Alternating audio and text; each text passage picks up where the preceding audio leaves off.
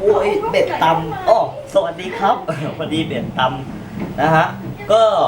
วันนี้นะฮะผมมีวิธีใช้กบยางนะฮะสำหรับโรบฟ็อกเนี่ยจะมานำเสนอนะฮะก็พอท่านได้กบไปแล้วนะฮะอย่างเงี้ยนะฮะการขนส่งอาจจะมีการเคลื่อนที่ได้นะฮะพอแกะเหยื่อออกมาจากห่ออย่างนี้นะฮะก็นะฮะ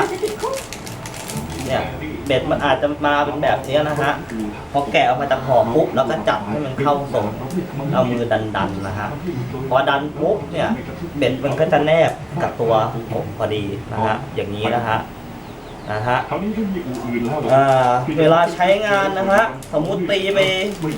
9 ไม้10 ไม้นะฮะมันจะมีอาการติดก็เราก็ต้องสังเกตก็หยิบนะฮะขึ้นมาจัดตรงให้เบ็ดมันแนบเหมือนเดิมนะฮะแล้วก็มีวิธีวัดปลาจะมานำเสนอนะฮะสำหรับใช้โรบฟ็อกเนี่ยนะฮะ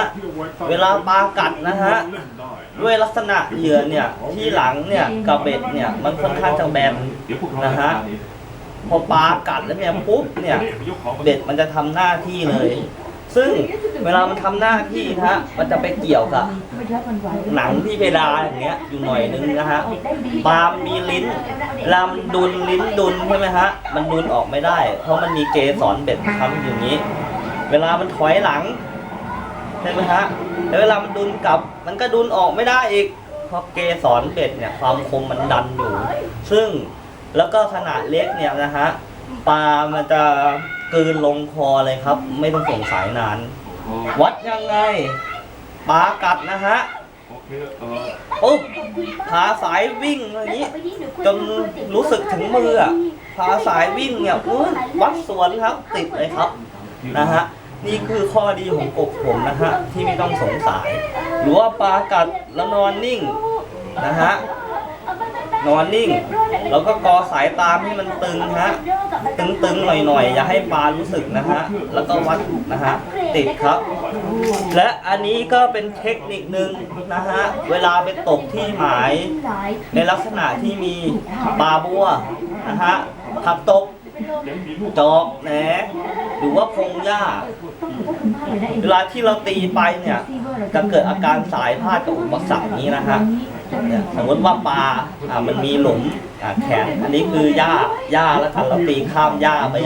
ลากผ่านมาปลามันกลับตรงหลุมนะฮะลงหลุมไปแบบนี้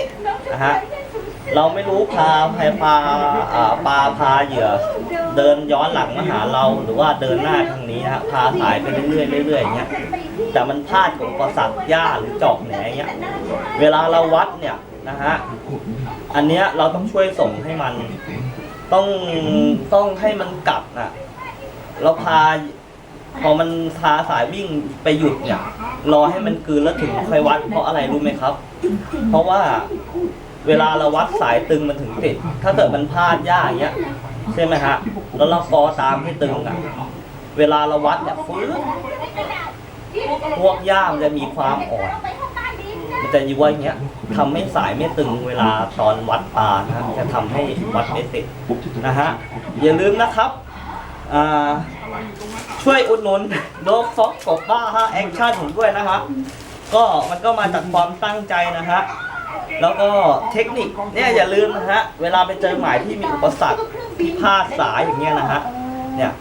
เห็นไหมฮะเห็นกระดาษสมมติว่ากระดาษเป็นย่านเวลาวัดมันจะทำให้หย่อนอย่างนี้เราต้องส่งครับส่งนานนิดนึงแต่ก็อมครับอมบิ๊กเลยครับเพราะว่าโรบฟ็อกนี่มันมีขนาด3 เซนนะฮะเล็กมากแต่ถ่วงตะกั่วเต็มที่น้ำหนักดีสีไก่ครับโอเคครับก็วันนี้มากับเทคนิคการวัดปลาในหมายที่มีอุปสรรคนะฮะก็ขอขอบพระคุณมากครับสำหรับพี่น้องๆนะฮะแล้วก็ผู้ใหญ่ที่ให้การสนับสนุนโรบฟ็อกครับขอบคุณนะครับไม่ใช่มั้ยอันใหญ่ด้วยนะ